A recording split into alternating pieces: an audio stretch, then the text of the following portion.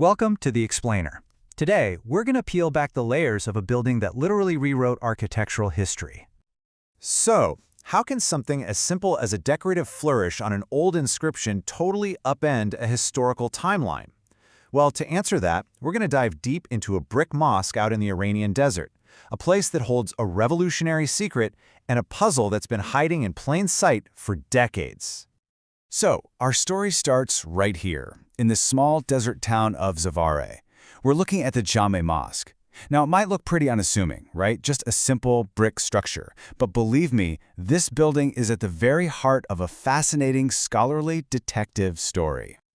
Okay, first things first. To really get why this building is such a big deal, we need to talk about the massive architectural revolution it kicked off. See, before the Zavareh Mosque came along, most mosques in Iran were built using what's called the Shabastani, or hippo-style plan. Just picture this, a huge, sprawling hall just filled with columns. It gives you this very expansive, horizontal feeling. But Zavareh flipped the script. It introduced something totally radical, a design that was uniquely Iranian. And that radical new design was the Four-Iwan plan. You've got this central courtyard with four massive vaulted halls, Iwans, facing into it. This layout became the blueprint for Iranian mosques for centuries to come. And here's the kicker, the really crucial point. Zavareh is believed to be the very first mosque ever built with this plan from the ground up.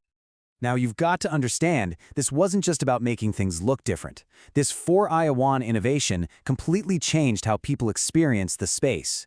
It transformed the flow of the building and created a powerful new symbol for Iranian architecture. And that's why this building is so important.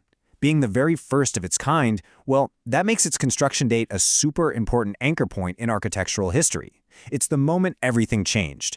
But what if the date we've all been using for decades was wrong? And that question brings us to the central mystery of this place, a real detective story written in brick. For decades, pretty much every history book agreed on one specific date, and it was all based on the work of one very famous historian. That historian was André Godard, a big name in French archaeology. He spent time studying this beautiful Kufic inscription on the mosque's courtyard, and he came to a conclusion. He said, "I imagine the date is 530 AH. That's 530 in the Islamic calendar, which puts it around 1136 in the Common Era." And for years, that was that.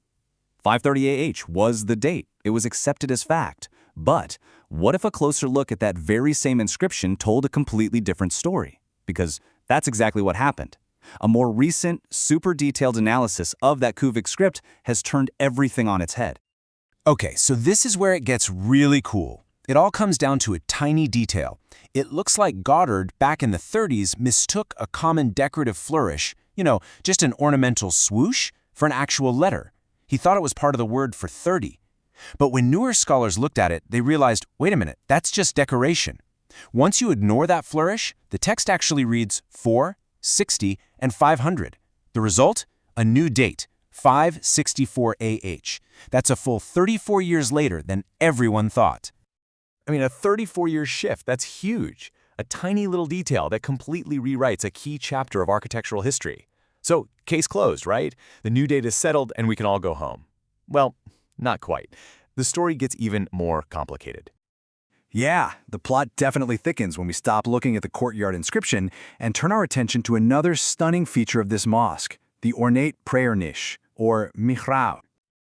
Now, the main structure of the mosque, the bricks and bones of it, is clearly from the Seljuk period. That's the 12th century. But this mihrab, it's a masterpiece of carved stucco, but stylistically, it just doesn't seem to fit. In fact, its features are a much closer match to a period that came way later. Just look at this comparison. When you put the details of Zavareh's mihrab side by side with the typical style from the Ilkhanid era, we're talking the 13th and 14th centuries now. The similarities are just striking. The bold, scrolling vines, the dense geometric fill, the broad borders. It's all there. And what does that suggest? Well, it strongly suggests this mihrab was probably added, or at least heavily renovated, long after the original mosque was built. And this is such a great reminder of something crucial. A historic building's history isn't just written once and then sealed away. It's written in layers. It's not a static snapshot in time, it's more like a living document, with new chapters and edits added over the centuries. So after all this detective work, what's the bottom line? What should we really take away from the incredible story of the Zavareh Mosque? Okay, so let's wrap this up. Here's the verdict. First, Zavareh is without a doubt the first true Four-Iwan mosque, a total game changer for Islamic architecture. Second, we've got a new date for it, 564 AH, a full 34 years later than we used to think. Third, we now know its story has layers. That stunning mehrab wasn't original, but was probably added centuries later in the Ilkhanid style. We also can't forget its engineering. It features these amazing patkaneya squinches to support the dome, a real Seljuk marvel. And maybe most importantly, Zavareh shows us that history isn't set in stone. It's a process of constant discovery. And all of this leaves us with one final, pretty provocative thought, doesn't it?